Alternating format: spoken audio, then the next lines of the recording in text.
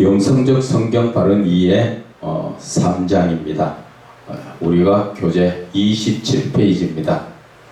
27페이지 3장 바로 시간상 우리가 바로 시작하도록 하겠습니다. 이 시간 영성적이라는 것은 삼위의 하나님이 함께 하신다 그 뜻입니다.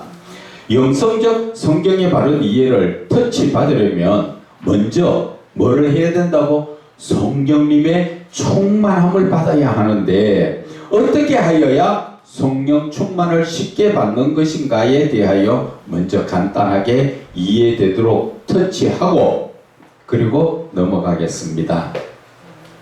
어떤 분들은 성령님의 충만하심을 받기만 하면 늘 주님과 함께 하기에 예수님을 향한 믿음이 온전하게 되는 줄 알지만 성령님의 충만함을 받는 것이 쉬운 일이 아니라고 그렇게 고백하는 분도 있고, 또 어떤 분들은 영적으로 어둠의 세력에 눌려서 기도가 막히고 말씀이 막혀서 찬양도 안 나온다고 하시는 분들도 있습니다.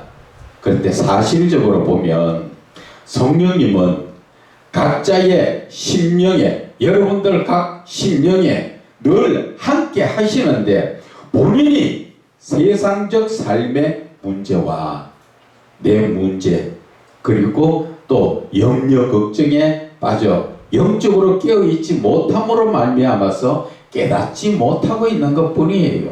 성령님이 사실은 왔다가 갔다가 하시는 게 아니라 내가 영적으로 깨어있으면 성령님은 내 안에서 역사하시는데 내가 세상적으로 염려 걱정이나 내 자아가 강하여서 내가 내가 계획하고 내 생각하는 부분이 강하면은 성령 역사가 안 하신다 그 말씀인 것입니다.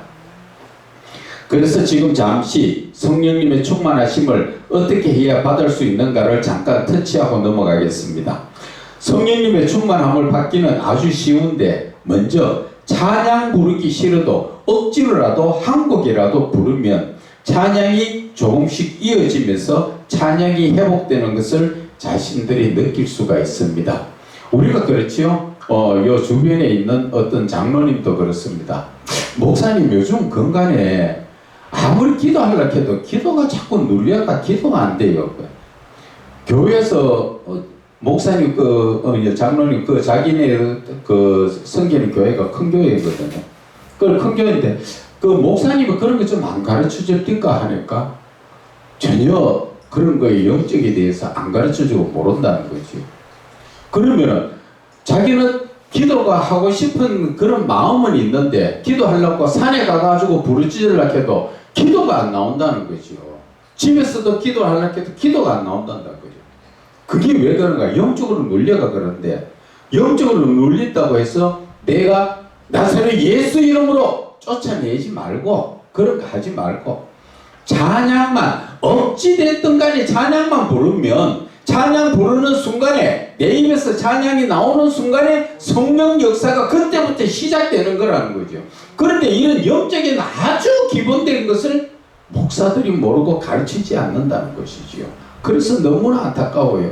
그래서 저번에 목사님이 말씀하셨던 어떤 목사님 만나고 이야기했던 그분들도 마찬가지예요. 두 분 다 목사님들이 그때 영적으로 눌려가지고 기도도 안 되지. 말씀도 못 보지. 찬양을 전공했는 사람인데 찬양 성경책 덮어놓고 열지를 못하는.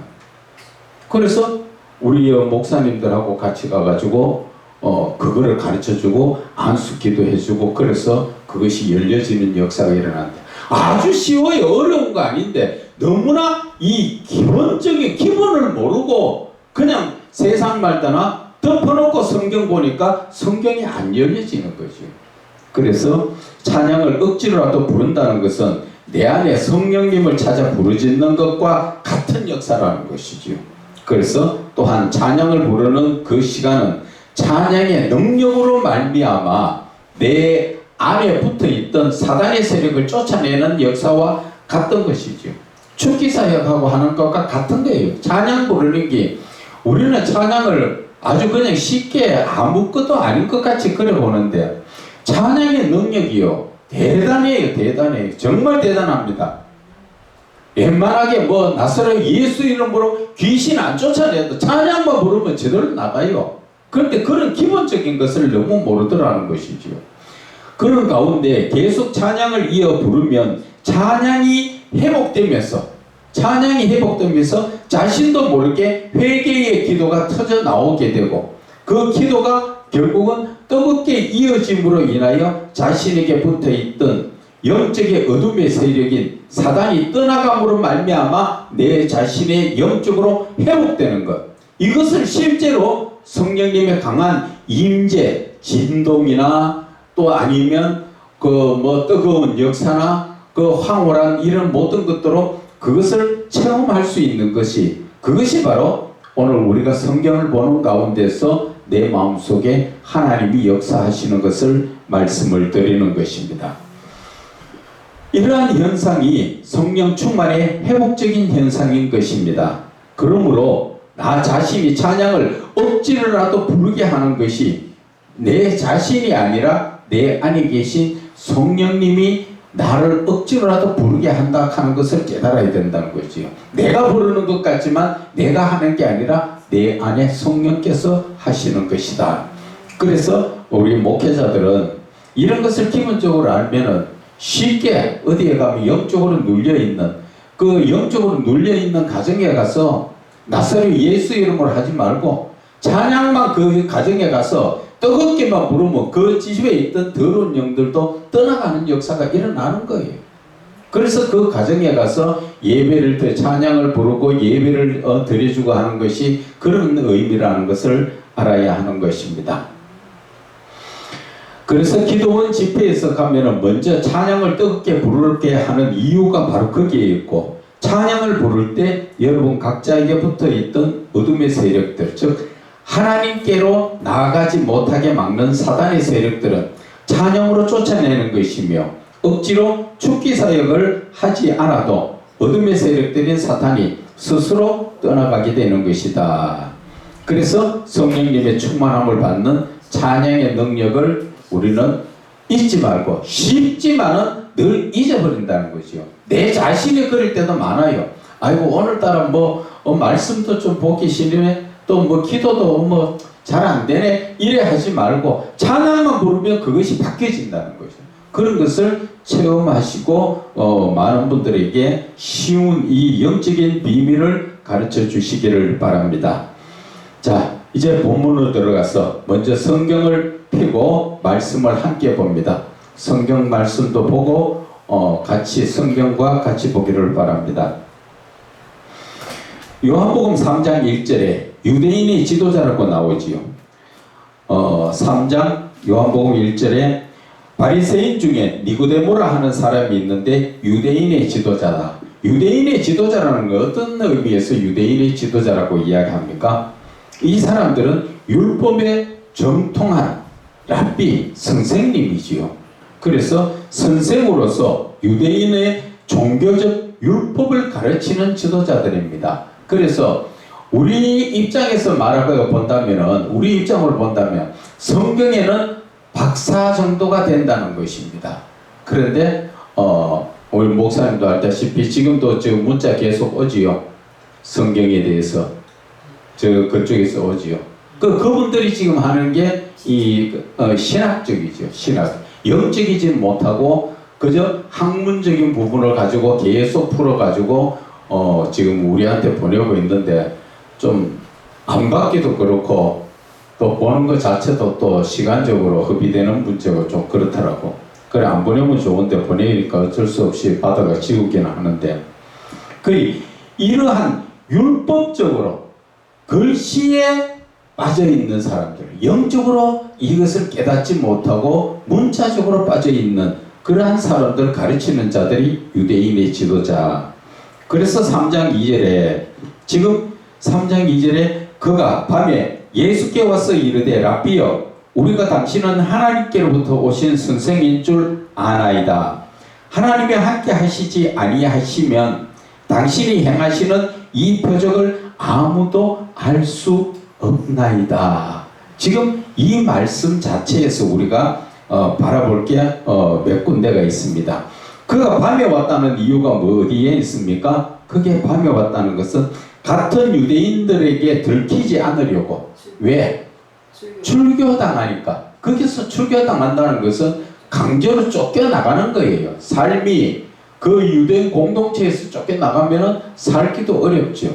그러한 입장에 있기 때문에 그렇지요. 그래서 요한복음 9장 22절에 그 부모가 이렇게 말한 것은 이미 유대인들이 누구든지 예수를 그리스도로 시인하는 자는 출교하기로 결의하였으므로 그들을 무서워함이라.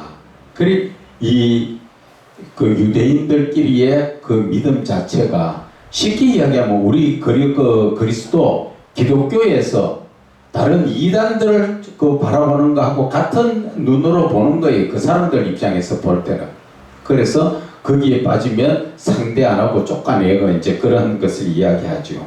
그래서 3장 2절에 우리가 당신은 하나님께로부터 오신 선생인 줄 아나이다. 이 말씀은 예수님을 그리스도로 인정하는 것이 아니라 하나님으로부터 오신 선생, 즉 선지자로 인정하는 일부 율법에 정통한 랍비들이라고 할 수 있는 것이지요.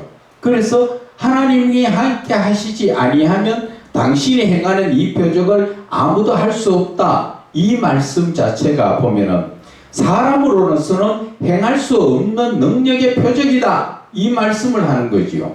그래서 하나님의 권능인 영적 능력인 것으로서 자신들은 할 수 없는 능력의 표적이다. 이 말씀 자체를 우리가 지금 다시 한번 바라보면은 당신은 하나님께로부터 오신 선생인 줄 압니다. 어떻게 해서 하나님께로부터 왔다 그럽니까? 그것은 하나님이 함께 하시지 아니하시면 당신이 행하는 이 표적은 아무도 할 수 없다 말했죠. 당신은 지금 하나님이 함께 하시기 때문에 이런 능력이 나타난다. 그런데 이 말을 니고데모가 예수님한테 한 말이지요. 그런데 자기 자신에게 했는 말이 이 말이지요. 나는 고백을 뭐라 합니까? 하나님이 함께 하시지 않습니다. 그 말이잖아. 왜? 하나님이 함께 하시지 않은 사람은 이 표적을 행할 수 없다는 거예요. 그래 나는 표적을 행할 수 없으니까 당신은 하나님이 함께 하시지만 나는 하나님이 함께 하는 사람이 아니다. 그러면 나는 이 유대교에서 뭐를 한다고? 율법. 그 율법 말씀만 붙들고 있는 거지 하나님하고 나하고 상관없는 삶이다. 그 이야기야 영적으로 지금. 신앙 고백이 일어나오죠. 그래서 말씀을 요거를 잘 이렇게 살펴보면 니고데모가 지금 무슨 고백을 하고 있느냐? 당신은 하나님이 함께하는 사람으로서 능력을 행하는데 나는 하나님이 함께 하시지 않으니까 율법만 지키는데 내가 초점 맞춰가 있습니다. 바로 그 이야기예요. 우리가 지금 이 시대에 하나님이 함께 하시지 않으면 영적으로 말씀이 풀려지지 않는다는 것이지요. 그러면 그것을 바꿔서 말하면 영적으로 말씀을 풀지 못하는 목사는 어떤 사람이에요? 하나님이 함께 하시지 않는다. 그 말씀과 같은 의미가 되는 거예요. 그래서 이 말씀을 우리가 그냥 읽을 때는 보면 아무것도 아닌 것 같지만 그 말씀을 구절구절 뜯어가지고 그 내용을 살펴보면 아주 중요한 말씀, 자기가 말로 표현하지 않았던 신앙 고백도 거기에 들어있다는 것이죠. 그래서 저와 여러분들이 이 하나님의 말씀을 그래서 영성적 삼위의 하나님이 함께 하시면서 말씀을 풀어나가야 된다. 그것을 주장하는 거예요, 바로. 그래서 성령님 함께 하시고 예수님이 함께 하시고 하나님이 함께 하시는 삼위의 하나님이 나와 함께 하실 때 이 말씀이 제대로 열려진다 하는 것을 말씀을 드리는 것입니다. 그래서 결국 율법적 신앙에는 하나님께서 함께 하시지 않는 것이라는 것을 자기가 고백한 것이지만 믿음과 사랑과 은혜 안에는 누가 함께 하신다고? 하나님이 함께 하신 삼위의 하나님이 함께 하신다는 것을 우리가 깨달아야 하는 것입니다. 자, 이제 3장 3절에 예수께서 대답하여 이르시되 진실로 진실로 내게 이르노니 사람이 거듭나지 아니하면 하나님의 나라를 볼 수 없느니라. 여기에서 예수님께서 진실로 진실로 두 번 말씀하신 것은 어떤 뜻입니까? 그것은 거듭남에 대한 말이 중요하다는 것을 지금 강조하기 위해서 진실로 진실로 이렇게 두 번 강조했다는 것을 아셔야 되고, 거듭나지 아니하면 그것은 신앙적 삶의 목적을 바꾸는 삶. 내가 신앙적 삶의 목적이 어디에 있어요? 내가 그냥 천국만 가고 싶다고 가십니까? 아니죠. 내가 거듭나야 간다는 것이지.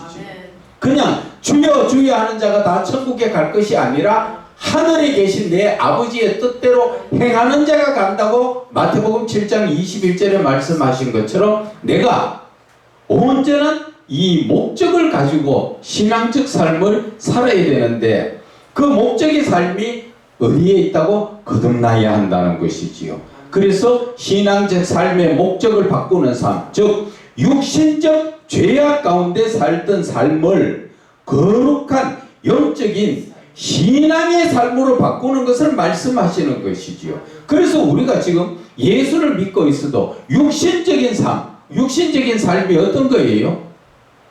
그것은 하나님을 바라볼 때, 우리가 지금 마태복음인가? 거기에 보면은 문둥병자 10명이 예수님 앞에 왔지요. 이 말씀 속에서도 잘 들어야 됩니다. 이것도 제가 지금 은혜 받고 기록해가지고 못 얻고 있는 그 은혜의 말씀 속에 있는데요. 문둥병자 10명이 예수님 앞에 와서 다 치료를 받았어요. 그런데 예수님 앞에 감사하고 온 사람은 누구지요? 이방 사람 사마리아인이에요. 나머지 9은 유대인이지요. 유대인들의 삶은 예수를 어떻게 바라봅니까? 내 육신적 목적만 그것을 바라보고 예수를 바라봤다는 것이지요. 그래서 내가 육신적으로 치료받으니까 끝이라는 것이죠. 그런데 이 이방의 사마리아 사람은 어때요? 예수님을 육신적으로 바라보긴 반면에 영적으로도 바라봤기 때문에 그가 하나님 앞에 감사하러 나온다. 하나님 앞에 감사하러 나왔다는 자체가 영적인 부분이 있다는 것이죠. 그래서 예수님을 영적으로 바라보고 감사하면서 나왔을 때 육신적 치료도 받지만 영적인 구원의 치료도 이루어지는 것이지요. 그런데 우리는 지금 예수를 어떻게 바라보고 있느냐는 것이죠. 대부분 유대인의 9명의 나병 환자처럼 육신적으로 예수를 바라보고 뭔가 내 문제만 해결받으려고 교회에 나오는 분들이 너무 많다는 것이죠. 특히나 목사들이 영적인 부분에 예수를 만나고 영적인 부분에 교제를 하려고 이러한 목적이 있는 게 아니라 지금 대부분 기쁜 기도도 하지 못하고 그저 편하게 예수 믿으려고 하는데, 여러분, 예수는 절대 편하게 믿어지는 거 아닙니다. 예수는 믿으면 그 믿음의 그 과정이 있습니다. 그 믿음의 과정이 어디서 나옵니까? 여기에 광야 40년이 나오지요.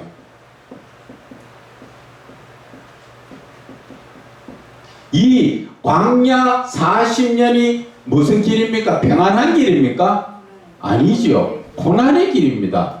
이 고난을 받지 않고는 우리가 은혜의 장소인 어디? 천국에 못 갑니다. 우리가 그냥 예수만 믿는다고 주여 주여 한다고 다 천국 가는 거 아니라 그러지요. 예수를 믿는다는데 믿으면은 이 광야 40년이라는 길이, 이 고난의 길이 누구에게나 다 있습니다. 이것을 지금 우리는 대부분 예수 믿는 지금 목회자들부터 시작해서 가르치기를 뭡니까? 예수만 잘 믿으면 이거 없이 편안하게 천국 가는 줄로 그렇게 가르치고 있는데 아니에요. 이건 큰일 날 얘기예요. 이 영적인 이 과정이 광야 40년 길이라는 게 있는데 이 고난의 길은 뭐를 합니까? 이 고난의 길은 하나님 왜 주셨습니까? 첫째, 나를 낮추시지요. 이게 교만을 겸손으로 바꾸는 길이죠. 낮추시는 자체가 교만을 겸손으로 바꾸는 겁니다. 여기에서 교만이라는 건 뭐예요? 불순종을 말하는 거지요. 불순종을 말하는 것이고 겸손이라는 것은 순종을 말하는 것이잖아요. 자, 우리가 지금 하나님의 말씀에 대해서 순종을 하고 삽니까? 불순종을 하고 삽니까? 대부분 불순종이에요. 대부분. 그래서 불순종하면은 우리가 회개를 해야 되지요. 그러게 깨끗하게 봤는데 우리가 지금 하는 회개는 어떤 회개입니까? 회개를 하는데 육신적 회개만 하죠. 육신적 회개라는 건 뭐예요? 사람과 사람 관계에서 이루어지는 죄에 대해서 회개하지. 영적인 회개는 안 한다 이 말입니다. 영적 회개는 어떤 겁니까? 하나님하고 나 사이에 불순종한 것에 대해서 우리는 그 불순종에 대해서 회개하지 않고 있다는 것이지요. 그래서 이 회개가 보통 일반적으로 지금 교회에서 가르치는 것은 육신적 회개만 이야기하지 영적인 회개를 안 가르친단 말입니다. 그래서 영적인 회개를 하지 못하면 우리가 천국 가요 못 가요? 천국 못 가요. 왜? 하나님하고 나하고 걸려있는데 어떻게 천국 가요? 아담 하와가 하나님 앞에 이 영적으로 걸려가 있으니까 불순종에 걸려 있으니까 쫓겨나갔잖아요. 그런 것을 우리가 빨리 깨닫고 알게 해줘야 되는데 우리는 그것을 놓쳐버리고 사는 거잖아요. 그래서 지금 우리가 이 예수를 믿는 과정에는 누구나가 예수를 잘 믿든 안 믿든 광야 40년 길은 있는데 잘 믿는 사람은 광야가 10년이라고 줄어드는가 반면에 불순종하는 사람은 광야가 80년도 될 수가 있고 100년도 될 수가 있다는 것이죠.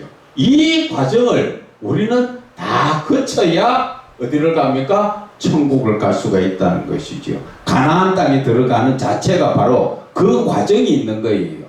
그런데 우리는 그저 쉽게 먹으려고 하죠. 그저 주여 주여 하면은 다 되는 줄 알고 그냥 내 편한 대로 내 시간 나는 대로 예수 믿으려고 하니까 예수는 믿는 것 같으나 하나님의 은혜가 내한테 임하지를 않는다는 것이죠. 광야 40년은 누구나가 다 겪어야 되고 지나가야 되는 과정이라는 것입니다. 그래서 우리가 이 거듭남이라는 자체가 무엇을 이야기합니까? 광야 40년을 이야기하는 거예요. 거듭남이. 그런데 이 니고데모는 거듭남을 영적으로 예수님이 말씀하시니까 자기는 듣기는 육신적으로 들었지요. 육신적으로 들으니까 내가 어떻게 이 나이에 엄마 뱃속에 한 번 더 들어갔다 나올 수 있느냐. 그렇게 보잖아요. 그런데 예수님은 물과 성령으로 거듭나야 된다 하잖아요. 그 물과 성령으로 거듭나는 과정이 이 광야 40년 길이라는 것이지요. 이 광야 40년 길에 첫째가 뭡니까? 낮추심이고 두 번째가 뭡니까? 하나님의 말씀이 너희들이 순종하는지 안 하는지 하나님은 그걸 보고 계신다는 거지요. 그런데 하나님은 왜 광야 40년 고난의 길을 왜 주셨는가? 왜 이 광야 40년 예수 믿는 사람 편안하게 믿게 해주시면 되지 왜 광야 40년 왜 주셨을까? 그것은 나를 낮추시고 나에 대해서 알고 그래서 결국은 신명기 8장 16절에 마침내 천국 가는 복을 주시려고 그래서 우리를 하나님의 사람으로 만들어가는 과정이라는 거죠. 하나님의 사람으로 만들어가는 과정. 그래서 예수님은 거듭남에 대해서 말씀을 하신 것이에요.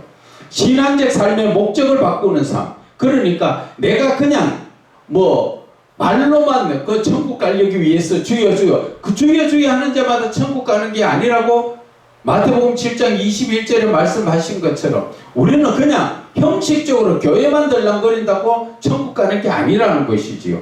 그러면은 육신적 죄악 가운데 살던 삶을 거룩한 영적인 신앙의 삶으로 바뀌는 과정이 바로 거듭남이요 또 이 광야 40년 길이고, 그래서 예수님은 뭐라 말씀하십니까? 누구든지 나를 따르려거든 뭐라 합니까? 자기를 부인해라. 네가 세상적인 삶을, 죄악된 삶을 다 지금 내려놔라. 그 말씀을 하시는 거예요. 그런데 우리는 지금 그것이 아까워서 못 내려놓지요.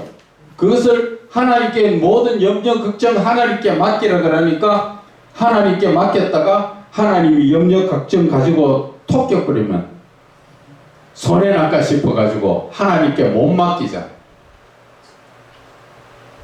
그런데 우리는 내려놔야 됩니다. 내가 아무리 권력이 있고 명예가 있고 돈이 있고 부귀영화를 누린다 해도 천국 갈 수가 없다는 것이죠. 어떻게 해야 천국 간다 그럽니까? 거듭나야. 어떻게 거듭납니까? 물과 성령으로 그렇게 거듭나지요. 자, 하나님에 의해 신앙의 목적을 바꾸는 삶, 즉 눈에 보이는 땅에 잠시 사는 모형적 삶이 아니라 우리가 지금 살고 있는 거는 목사님들이 좀 이런 걸 좀 제대로 설명해 주면 좋겠어. 우리가 지금 살고 있는 이 땅의 삶이 너무나 모형적 삶이고 그림자 같은 삶, 나그네적인 삶, 왔다가 우리는 다시 가는 삶이지요. 그래서 예수를 믿든 안 믿든 그 사람이 육신의 옷을 벗고 죽으면 뭐라 그럽니까? 돌아가셨다. 어디서 왔기에 돌아갔습니까? 하나님께로부터 왔기 때문에 하나님께로 돌아간 것이라는 것이죠. 그 결과는 아는데 그 과정 자체를 제대로 이해하지 못하는 것이지요.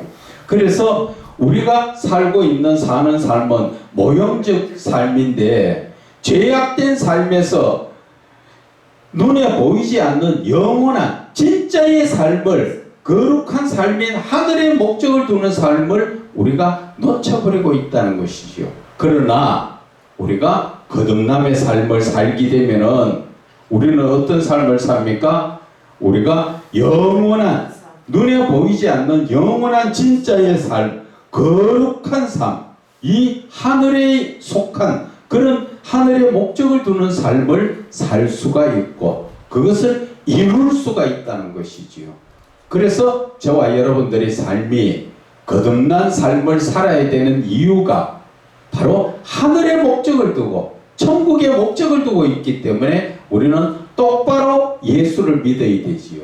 그냥 대충 믿어가지고 천국 가는 게 아니라는 것을 아셔야 하는 것입니다.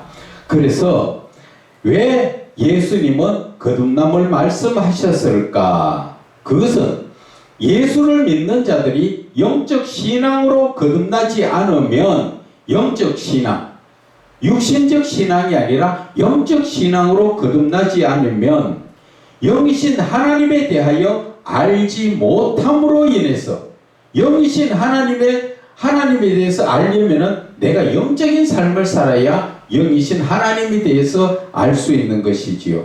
그래서 영적인 모든 것을 이해하지 못하고 체험하지 못하기 때문에 거듭남의 말씀을 하시고 영적인 눈을 뜨게 하시기 위해서 예수님은 거듭남에 대해서 말씀을 하신 것이다. 그렇게 말씀을 드립니다. 자, 우리가 거듭나면은 영적인 눈을 뜨면은 고린도후서 12장 2절에 그가 셋째 하늘에 이끌려간 자라, 누구를 이야기합니까? 사도 바울이 거듭남 삶을 사니까 그가 고백하지요.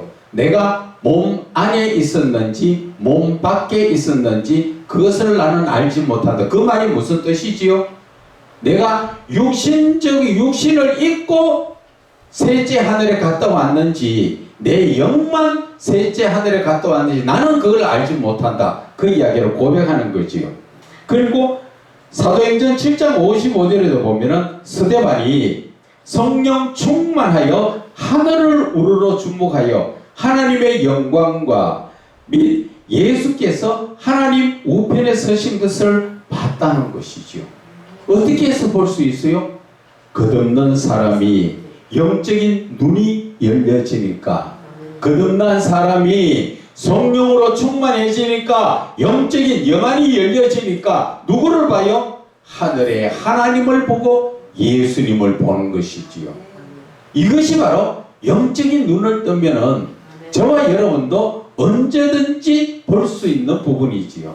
그런데 우리가 주여 주여 한다고 다 영적인 눈이 떠여집니까? 아니지요. 거듭나야 한다는 것이지요.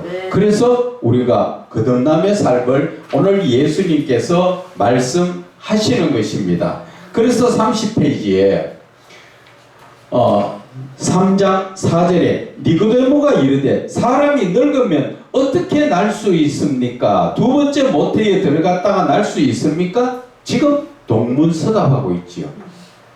유대교의 그것도 지도자가 영적인 부분은 아무것도 모르지요. 지금 이 시대도 똑같습니다, 여러분.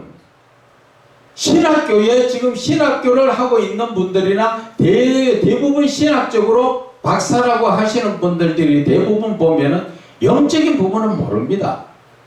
신학적으로만 알고 그것을 지금 풀어서 저한테도 계속 지금 제가 어떤 사람인지 알지 못하니까 그것을 내한테 공부시킨다고 보라고 계속적으로 지금 그것을 보내고 있어요. 그래서 그 사람의 내 보는 내용을 잠깐 한번 훑어보니까 완전히 조직신학을 하듯이 그런 식으로 신학적으로 내한테 지금 나를 가르친다고 보내는데, 영적으로 알면 신학은요 학문적으로는 지절로 열려요. 제가 그것을 과거에 그렇게 했었습니다. 신학교 다닐 때 조직신학 책을 볼 때 그거 보면은 답답합니다. 뚜껑하기만 하고 이해도 안 가고. 그런데 영적으로 열려지니까 그 책 안 봐도, 조직신학 책을 안 봐도 그냥 열려버려요. 그게 하나님에 대해서 유신론이고 인간론이고 구원론이고 종말론이고 그게 다 열려버려. 지들려 열려져요. 그런데 그걸 알지 못하고 열려니까 머리가 빠개지는 거지요. 그래서 리포트를 쓰라고 하는데 리포트 쓰려고 하니 리포트가 됩니까? 나무 썼는 거 보고 뺏겨가지고 학교 갖다 내고 그랬지요. 그러나 이제는 리포트가 아니라 논문을 써도 영적으로 열려지니까 저절로 줄줄줄 그냥 나와요. 그래서 어젯밤 같은 경우에도 밤에 잠이 안 와가지고 있다 보니까 하나님께서 말씀을 또 보라고 주시되, 그래서 또 말씀을 보니까 하나님이 또 영적으로 열어주는 부분이 있더라고. 그래서 그걸 또 메모해가지고 또 만들어가 파일로 만들어 놓고, 그래서 그걸 모아가지고 다시 또 책을 한 권 내려고 지금 하고 있다는 것이지요. 그래서 저와 여러분들이 뭐를 해야 됩니까? 이렇게 성령으로 거듭나야 되는 것이다. 그래서 니고데모가 유대인의 지도자지만 그 거듭남에 대해서 내가 어째 지금 엄마 뱃속에 다시 들어갔다가 나올 수 있습니까? 거기에 대해서 이야기하지요. 그래서 현실에도 육신의 율법적 삶을 사는 사람은 영적인 삶에 대해 체험하지 못하므로 이해하지 못하고 하나님의 모든 영적인 말씀을 육신적 삶에 적용시키고 이해하려고 애를 쓰고 있다는 것이지요. 그래서 예수님의 영적인 말씀을 육신적으로 이해하려고 거기에다가 애를 쓰다 보니까 이해를 하지 못하고 엉뚱한 소리를 하고 있지요. 그래서 믿음은 있으나 영적인 말씀을 깨닫고 체험해보지 못하므로 율법에 사로잡혀 생각하는 자로서, 즉 육신적 삶에 사로잡힌 자들의 성경 이해의 모습이 바로 이런 모습이라는 것이죠. 그래서 로마서 8장 5절에 육신을 따르는 자는 육신의 일을, 영을 따르는 자는 영의 일을 생각한다. 그래서 이 니고데모가 예수님의 영적인 말씀을 자기는 어디에 있습니까? 육신을 따르는 자로 살아니까 육신적인 생각을 하고 있다는 것이죠. 그러나 영적인 예수님은 영적인 말씀을 하고 계시는 거죠. 그래서 3장 5절에 예수께서 대답하시되 진실로 진실로 내게 이르노니 사람이 물과 성령으로 나지 아니하면 하나님 나라에 들어갈 수 없느니라. 이 물과 성령이라는 물은 무엇을 의미하지요? 말씀을 의미합니다. 말씀과 성령, 이것은 당연히 묶어져야 되는 것이 당연한 거지요. 왜? 하나님의 말씀은 성령의 감동을 받은 영적인 부분으로 사여졌기 때문에 성령이 아니고는 말씀이 풀어지지 않는다. 그 말씀이지요. 사람이 아무리 머리가 천재라도 이 학문적으로 이 성경을 풀려 하면 풀지 못하는 이유가 바로 여기에 있다는 것이지요. 그래서 우리가 이 말씀에 아까 잠깐 봤지만은 말씀을 푸는 건 누가 푼다고? 요한일서 2장 27절에 성령의 기름 부음이 풀어주신단 말이에요. 사람이 풀어서 가르치는 게 아니라고 분명히 말씀하시는데도 우리는 자꾸 사람한테 가서 배우려고 애쓰고 있지요. 사람은 뭐를 합니까? 영적인 사람은 하나님께로 인도하고 영적으로 터치하는 것밖에 할 수가 없어요. 가르치는 건 누가 해요? 성령님이 하신다는 것이지요. 자, 그래서 거듭남에 물과 성령으로 나지 아니하면 가는 것은 거듭남의 과정을 말씀하시는 것이지요. 그래서 물인 예수님의 진리의 말씀에 순종하는 것을 말하는 것이고, 성령님의 인도함을 받지 못하면 신앙이 영적으로 거듭날 수 없으므로 하나님의 말씀은 드러나 영적으로 해석되지 못하고 육신적 삶에 적용시킨다는 것이죠. 자, 여기서 지금 보면은 성령으로 인도함을, 말씀은 듣기는 들었는데 성령으로 인도함 받지 못하면 그것은 내가 말씀이 내 안에서 말씀으로만 남는다는 것이죠. 그러나 성령으로 역사가 일어나면 물과 성령으로 거듭난 자체가 하나님의 말씀이 성령을 통해서 어떻게 됩니까? 내 안에서 하나님의 형상으로 하나님으로 바뀌어지는 거죠. 그것이 바로 말씀이 곧 하나님이시라는 것이죠. 그 말씀이 그냥 성령 역사가 안 일어나고 말씀만 보면 내 안에 말씀만 그냥 새겨지는 거예요. 그러나 그 말씀을 먹었던 것이 성령의 역사로 인해서 그 말씀이 하나님의 형상으로 바뀌어지는, 하나님의 신적 성품으로 바뀌어지는, 그래서 내 자신이 말씀을 먹으면 변화가 되는 이유가 바로 거기에 있다는 것이지요.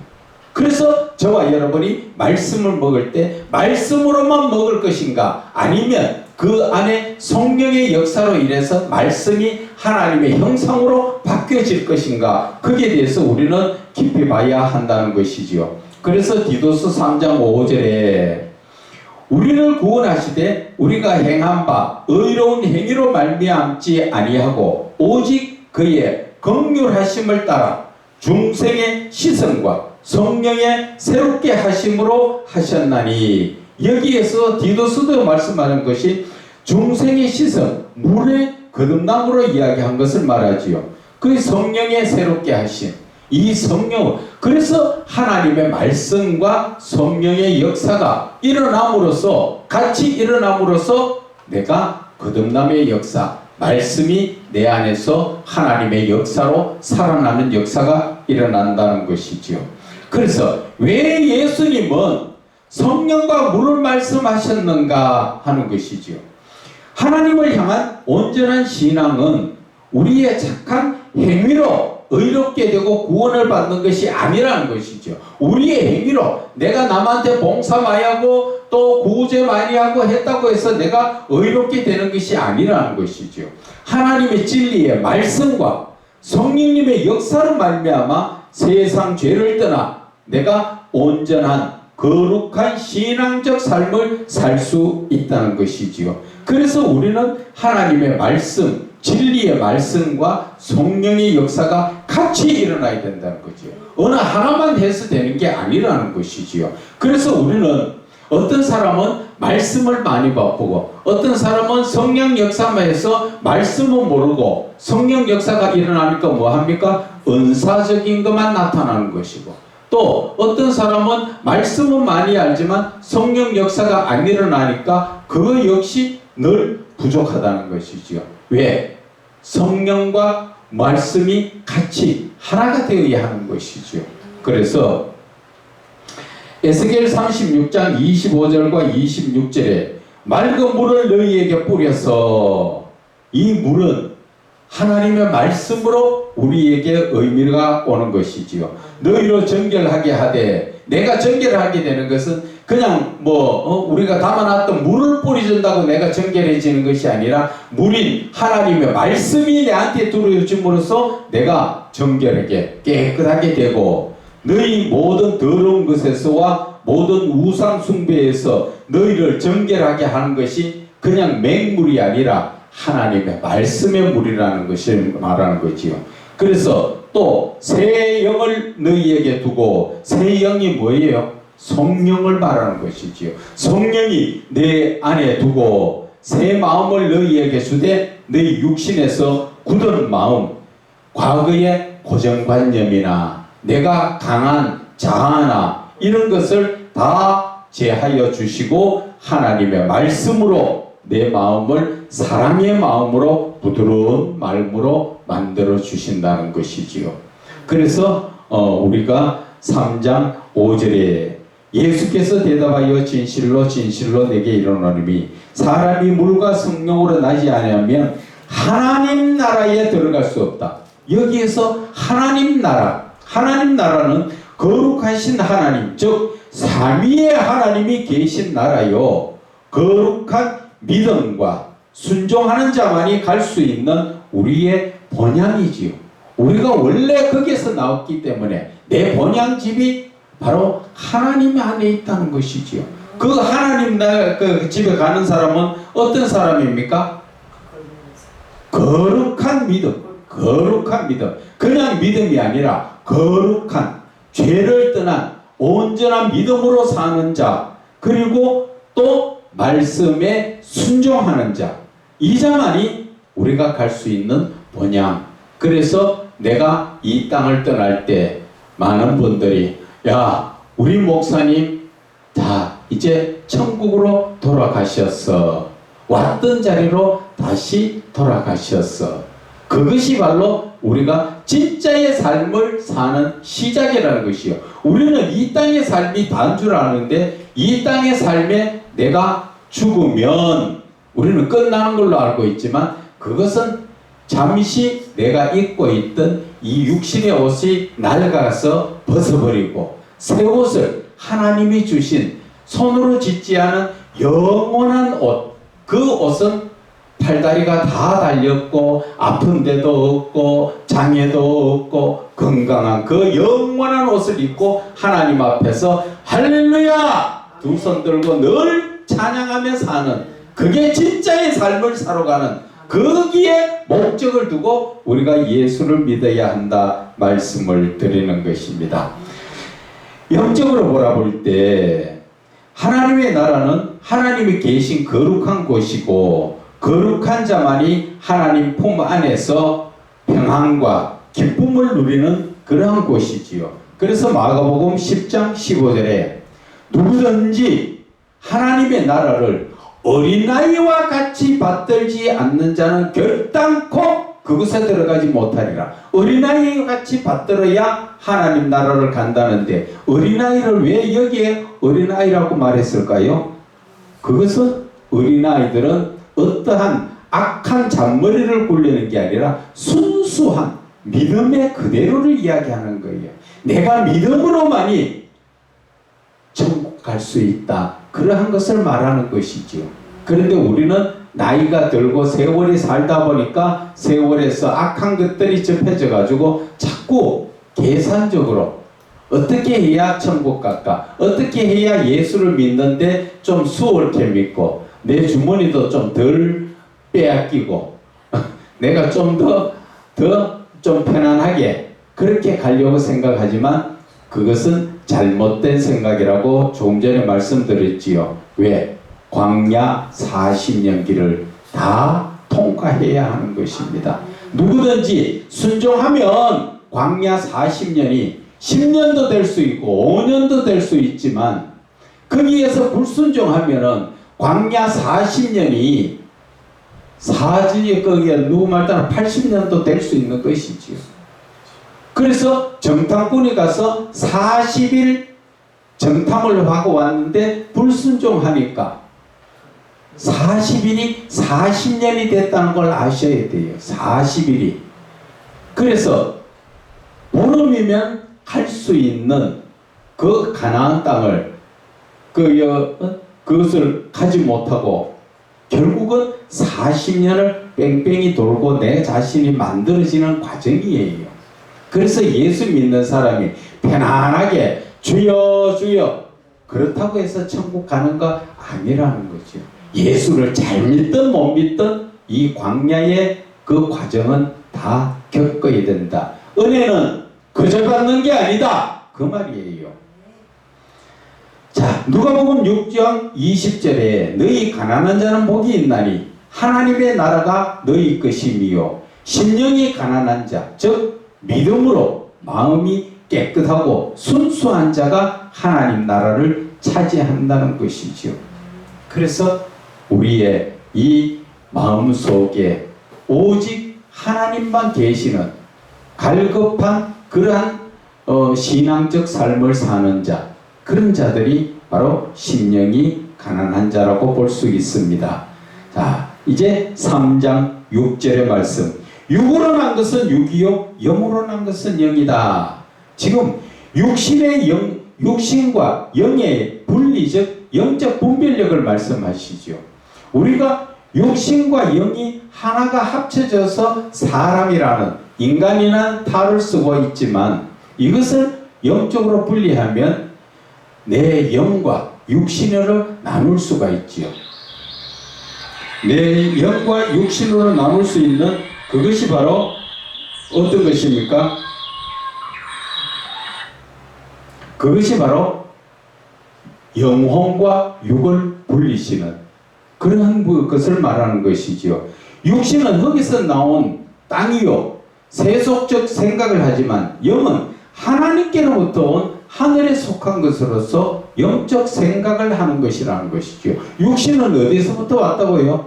땅에 흙에서부터 왔기 때문에 이 땅의 것을 생각하고 땅의 것을 추구하기를 원하지요. 그래서 내가 원하는 건 뭐예요? 늘 무엇을 먹을까? 마실까? 입을까? 무엇이 아름답냐? 무엇이 예쁘냐? 그래서 거기에 마음이 뺏기고 사는 게 내가 예수를 믿어도 내 육신이 원하는 대로 살지 하나님이 원하는 대로 사는 게 아니란 말이에요. 늘 내가 육신이 배고프다 먹자 하면 먹어야 되고 저게 맛있더라 하면 먹어야 되고 저게 갖고 싶더라 하면 가져야 되는 게 육신적인 생각이라는 것이죠. 영적인 생각은 그런 것을 절제시키지요. 하나님의 사람은 육신적인 심부름을 다 하는 게 아니다. 육신에 빚져서 육신적으로 사는 게 아니라고 말씀하신 것처럼 그런 것이지요. 그래서 육신은 땅에 속하지만 영은 하늘에 속함으로 말미암아 종말적으로는 육신은 땅에 버려두지만 영은 본향으로 돌아간다는 것이죠. 그래서 육신을 중하게 여기는 자는 땅에 머물며 심판을 기다리는 것이 되는 것이며 영을 중요하게 생각하는 자는 하늘의 기쁨에 머무를 것이 된다는 것이지요. 그래서 우리가 잠시 사는 내 육신이 눈에 보이는 삶을 따라 살 것인가 눈에 보이지 않는 영원한 영적인 삶을 따라 살 것인가 그것은 각자가 알아서 잘 판단하시기를 바랍니다. 로마서 8장 5절과 6절에 보면은 육신을 따르는 자는 육신의 일을 영을 따르는 자는 영의 일을 생각하나니 육신의 생각은 사망이요 영의 생각은 생명과 평안이다. 영적인 삶을 살게 되면 이제 하나님 나라에서 영원히 평안한 삶을 살 수가 있는데 그런데 육신적인 삶을 사람은 이 땅에서는 좋을지 모르지만 잠시 후면은 다 버려두고 가야 되는 것이지요. 하나님 앞에 갈 때 하나님께서 너가 땅에서 무엇을 하다 왔느냐 하나님 주시는 것과 베푸신 모든 것으로 잘 먹고 잘 살고 잘 놀다 왔습니다. 그러면 하나님이 잘했다 하시겠어요? 어떻게 하시겠어요? 하나님 악하고 걔는 좋아. 우리는 이 땅에서 하나님 앞에 가져갈 수 있는 것은 딱 한 가지지요. 뭡니까? 그렇죠. 믿음밖에 가지고 갈 거 없어요. 네 믿음은 너를 구원하였느니라. 그 말씀인 것이요. 그래서 3장 7절에 내가 내게 거듭나야 하겠다 하는 말을 놀랍게 여기지 말아라. 이 말은 육신에 속한 자들은 영에 속한 영적인 일을 이해하지 못하므로 신비주의적으로 이상하게 생각한다는 것이지요. 영적인 것을 이야기하면 자기가 체험해보지 못하니까 제가 그런 것들 몇 번 저도 그렇게 좀 당했습니다. 영적인 부분을 이야기하면 저 사람 신비주의고 또 자기네들끼리 뒤에 돌아서서 저 좀 이단 비슷하다 이렇게 이야기를 하고 그렇게 합니다. 그런데 지금 뭐 어떻게 그 곁에서 또 보고 이렇게 느낀 사람들을 통해서 이야기 들어보면은 아니더라. 그 사람이 똑바로 가는 길이더라. 이제 그런 말이 나오지요. 그래서 율법적 신앙은 영적인 신앙을 알지 못하므로 영적인 신앙을 이해하지 못하고 신비주의나 이단으로 생각을 많이 하게 되는 이유가 바로 그런 것이라는 것이죠. 자, 3장 8절에 바람이 임의로 불 때 네가 그 소리를 들어도 어디서 와서 어디로 가는지 알지 못하나니 성령으로 난 사람도 다 그러하다. 성령으로 난 사람이 어떠한 모습으로 그 예수님의 비유를 하셨지요? 바람에다 비유하셨지요. 우리가 바람이 눈에 보입니까? 보이지 않지요. 그러나 그 바람이 부는 것은 느끼지요. 그것처럼 성령의 역사도 성령은 눈에 보이지 않지만 성령의 역사는 나타난다는 것을 말씀하시는 것입니다. 그래서 이 바람이라는 것은 히브리 말로 루아흐, 헬라말로 퍼뉴마, 숨, 호흡, 바람의 뜻을 말하는 것인데 이것은 눈에 보이지 않는 성령을 눈에 보이지 않는 바람에다가 비유하신 예수님의 말씀이지요. 그래서 사도행전 2장 2절에서 4절을 보면은 마가의 다락방에서 모두가 모여서 기도할 때 모습이지요. 호련히 하늘로부터 급하고 강한 바람 같은 소리가 있어 그들이 앉은 온 집에 가득하더라. 쉽게 말하면 오늘 이 자리에 성령의 바람이 이 교회 안에 가득하더라. 그래서 마치 불의 혀처럼 갈라지는 것들이 그들에게 보여 각 사람 위에 하나씩 임하였더니 이야 불의 혀처럼 불의 혀가 어떤 것을 이야기하죠? 촛불을 켜보면 불꽃이 이렇게 생겼지요. 그것이 좀 크게 확대되어서 각 사람의 어디에 있더라? 그들의 온 집에 가득하여 마치 불의 혀처럼 갈라지는 그들이 보여 각 사람 위에라는 것은 머리 위에를 이야기하겠지요. 그 위에 하나씩 임하였더니 그들이 다 성령의 충만함을 받고 성령이 말하게 하심을 따라 다른 언어들로 말하기를 시작하더라. 무슨 말이에요? 방언을 하더라. 그 말이지요. 무엇으로 충만해서 성령의 충만함을 받으니까 성령의 불이 각 사람에게 임할 때 성령의 놀라운 역사가 일어나더라는 것이죠. 그래서 저도 과거에 그런 역사를 한번 말을 들었습니다. 저희 어머니가 저를 보고 야 예수를 믿으니까 너처럼 바뀌어지는 거 보니까 신기하다. 나도 예수 믿어보자. 그래갖고 저희 어머니도 예수를 믿었는데 한 번은 낮잠을 주무시는데 벽에 막 불이 붙었더래요. 그래서 잠에서 깨어서 마당에 있는 수돗물 세수대 아예 받아가지고 불 끄러 간다고. 진짜 불 끄러 갔는데 불이 없더라는 거죠. 그래서 보는데 집에 불은 붙은 기둥에 불은 붙어가지고 막 타오르는데 불만 타오르는 것이죠. 그것을 봤는데 저한테 묻더라고. 그건 꿈이 아니고 환상을 보는 걸로 봤다는 것이지요. 꿈이 아니고 봤는데 제가 진짜인 줄 알고 물을 떠서 불 붙었다고 불 끄러 갔는데 불이 없어졌더라 하는데 그게 무슨 뜻이냐 하길래 그 성령의 불의 역사가 일어났다고 제가 말씀드린 적이 있습니다. 그래서 자 3장 8절에 성령으로 난 사람은 여기서 나오지요. 바람이 임의로 불면 네가 그 소리는 들어도 어디서 와서 어디로 가는지 알지 못하나니 성령으로 난 사람도 다 그러하다. 성령으로 난 사람은 예수 그리스도를 믿음으로 말미암아 성령으로 거듭나 성령의 열매, 하나님의 신적 성품, 다른 말로 말하면 하나님의 형상을 회복하는 사람을 말하는 것이지요. 그래서 성령의 그 열매는 어디에 나옵니까? 갈라디아서 5장 22절과 23절에 오직 성령의 열매는 사랑과 희락과 화평과 오래 참음과 자비와 양성과 충성과 온유와 절제니 이런 것을 금지할 법이 없다. 이것은 금지할 수 없는지 없지요. 왜? 이것은 하나님의 신적 성품이기 때문이에요.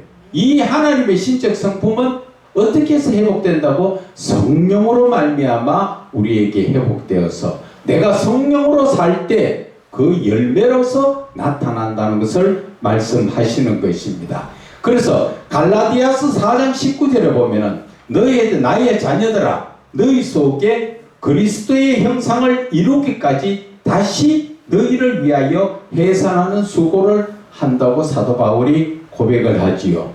그런데 이 말씀 속에서 우리가 잘 살펴봐야 되는 것은 사도 바울이 말하는 것은 너희 속에 그러면 우리의 마음을 말하는 거지요. 너희 마음 속에 무슨 형상? 그리스도의 형상. 우리가 이것을 외모로만 이야기한다면 예수님의 모습이 네 마음속에 그려져야 된다 이렇게 되잖아요. 근데 말이 안 맞잖아. 그러면은 내 마음속에 무엇을 말씀하시는 것입니까? 그것은 바로 하나님의 형상, 신적 성품을 말하는 것이에요. 그래서 우리는 하나님의 형상을 하나님으로 보면 되고 하나님을 하나님의 형상으로 보면 되는 거지요. 맨 같은 말이에요. 그리고 하나님의 형상을 좀 더 세분화해서 보면은 하나님의 외적 모습을 본다고 말할 수도 있고 우리가 하나님의 그 신적 성품 외의 그 내적으로 바라볼 수도 있다는 것을 말하는 것이지요. 그래서 하나님의 모습을 외적으로 보는 모습을 이야기하고 내적으로는 성품을 말하는 것을 할 수 있다. 그래서 내 안에 하나님의 형상, 그리스도의 형상을 이룬다는 것은 내 마음속에 죄로 인해서 변질되었던 거룩성이나 또 사랑이나 이 모든 하나님의 신적 성품을 다시 회복되도록 사도 바울은 다시 한번 해산하는 수고를 한다는 것이죠. 그래서 우리는 이 하나님의 형상을 회복하는 것이 우리는 빨리 신적 성품을 회복하는 것이다. 그런데 바람은 보이지 않지만 바람으로 인한 현상은 눈에 나타나듯 성령은 보이지 않지만 성령의 역사는 사람에게 나타나는 것, 즉 성령의 역사가 나타나고 성령으로 인도함을 받는 거듭난 사람을 성령으로 난 사람이라고 말한다. 다시 한번 바라볼게요. 성령으로 거듭난 사람, 성령으로 난 사람이라는 것은 누구를 이야기합니까? 성령의 역사가 나타나고 성령으로 인도함을 받는 거듭난 사람이 바로 성령으로 난 사람이다. 이해가시죠? 자, 그래서 3장 9절에 니고데모가 대답합니다. 니고데모가 대답하여 이르되 어찌 그러한 일이 있을 수 있습니까? 어찌 그런 일이 있을 수 있습니까? 놀래서 세상 말로 말하면 나자빠졌지요. 왜? 자기는 영적인 것을 전혀 알지 못했기 때문에. 율법 지키기에만 급급해서 이것은 죄다 아니다 그것은 알지만은 영적인 부분에 어떻게 성령으로 거듭나서 이런 역사가 일어날 수 있습니까? 그래서 본문의 말씀에 율법적 신앙은 영적인 일을 이해하지 못하는 것처럼 그리스도 안에서 예수님을 믿는 믿음 안에서 성령으로 거듭나지 못한 율법적인 사람으로서 육신적 체험과 지식으로 볼 때 영적인 일을 이해하지 못한다는 표현인 것을 말하는 거죠. 그래서 이 교회를 다녀도 성경만 가지고 율법적으로 무조건 자기 교회에다가 헌금만 해야 되고 자기 교회만 지켜야 되고 그런 것들이 너무 율법적이라는 것이죠. 성경적으로 영적으로 바라볼 때는 그게 아니라는 것이죠. 내가 헌금을 할 때는 교회에다가 목사에게 하는 게 아니라 나는 하나님 앞에 하는 거라는 것이죠. 하나님이 보시는. 그래서 어떤 분들은 거기에다가 자기의 이름과 금액 같은 걸 많이 적는데 될 수 있으면 그런 거 하지 말라는 것이죠. 왜? 하나님 앞에 내가 헌금을 하나님이 10만 원 해라 아멘 하고 내 10만 원 하면 나는 이미 하나님 앞에 드렸어. 그것이 사람 손으로 가든지 안 가든지 나는 교회에 내면 되고 그 교회에 내는 것도 하나님이 이 교회에 내라 하면 이 교회에 내면 되고 저 교회에 내라 하면 저 교회에 내면 되는 거예요.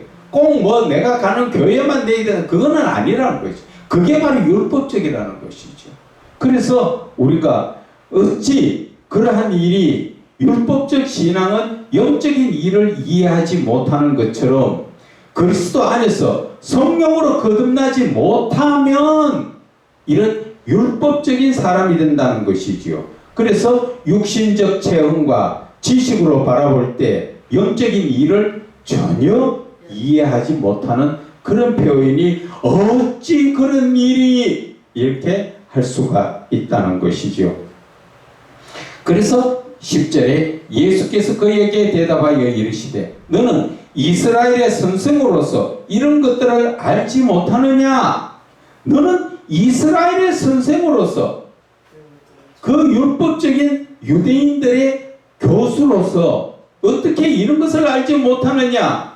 그래서 여기에서 랍비라는 것은 선생의 가르치는 자로서 영적인 것을 체험하고 갖추어야 하는데 육신적 율법적 지식에만 집착하다 보니까 이 영적인 부분을 알지 못해서 예수님이 책망하시는 모습을 지금 말씀하시는 거예요. 그래서 3장 11절에 진실로 진실로 내게 이르노니 우리는 아는 것을 말하고 본 것을 증언하노라. 그러나 너희가 우리의 증언을 받지 아니한도다. 여기에서 우리는 아는 것을 말하고 본 것을 증언한다. 아는 것은 성령을 통하여 거듭남의 구원을 이루게 하는 것을 이 예수님은 아는 것이라고 말씀하시는 것이지요. 그런데 그 아는 것은 성령을 통하여서 구원을 이루고 거듭날 수 있는 그것을 말씀하시는데 빌립보서 1장 19절에 이것이 너희의 강구와 예수 그리스도의 성령의 도우심으로 나를 구원에 이르게 하는 줄을 아는 고로 여기에서 안다는 것이 거기에 나오지요. 그것은 성령의 도우심으로 나를 구원에 이르게 하는 것을 아는 것이다. 그래서 본 것을 증언하노라 하는데 본 것은 요한복음 8장 38절에 나는 내 아버지에게서 본 것을 말한다고 말하시는 것처럼 그래서 이 모든 것들은 성령으로 역사가 이루어지고 성령으로 알게 된다는 것을 말씀하시는 것입니다. 3장 11절에 그러나 너희가 우리의 증언을 받지 아니한다. 이 말씀은 율법을 지킴으로 의롭게 되는 줄 아는 율법주의자들, 유대인들을 말하지요. 그 사람들은 율법을 지키는 것이 의로운 줄 알고 있다는 것이지요. 그러나 의로운 것은 믿음으로 의로워지는 것이지 율법을 지킨다고 의로워지는 게 아니지요. 그래서 이런 율법주의자들이 성령을 통한 거듭남과 예수 그리스도를 믿는 온전한 믿음으로 말미암아 구원받는 것에 대하여 알지 못함으로 예수님의 말씀을 받아들이지 못하고 그 말씀을 믿지 못하고 있다는 것이지요. 그래서 우리가 교회에서도 잘 살펴야 되는 게 그겁니다. 나이 드신 분들이 교회 생활은 오래 하고 권사님들 이렇게 장로님들을 보면은 거의 율법주의자들이에요. 거의 지켜야 된다 그것을 말씀하시는데 젊은 사람들 앞에 그렇게 말하면 젊은 사람들 요즘요 그런 분들하고 신앙생활 안 하려고 그래요. 그래서 교회 가면은 지금 젊은 사람들은 별로 없고 나이 드신 분들만 앉아있는 게 그거예요. 그리고 나이 드신 분들은 어른의 행세만 하려고 그러죠. 많이 알면 알수록 더 낮아져야 되는데 그리고 그들을 잘 이끌어줘야 되는데 어른으로서 자꾸 젊은 사람들을 부리려 하고 명령조로 이야기하고 그거는 그렇게 하면 된다 안 된다 식으로 잘라 말하니까 그 신앙이 안 맞다는 것이에요. 그래서 그것을 우리는 예수님의 눈높이적 신앙으로 바꿔야 된다는 것이죠. 첫째는 목사가 계급장 아니에요. 목사가 강단에 섰다고 해서 뭐 높은 데 섰으니까 높은 사람이죠. 아니에요. 다 똑같은 사람이에요. 목사는 하나님의 말씀을 듣고 그 말씀을 대언하는 자로서 할 때 목사고 직분이 중한 만큼 더 낮아져야 되는 게 직분이에요. 그래서 장로나 권사가 계급장이 아니고 더 낮아져야 돼. 더 낮아져. 교회에서 모든 부분에 내가 먼저 솔선수범으로 그런 일을 해나가야 한다 하는 것을 말씀을 드립니다. 오늘은 여기까지 하겠습니다. 하나님 아버지 은혜 감사합니다. 오늘도 함께 하시고 은혜 장중에 붙들어 주심을 감사하며 주 안에서 온전한 믿음으로 살아가기 원하오니 성령님 함께하여 주시옵소서.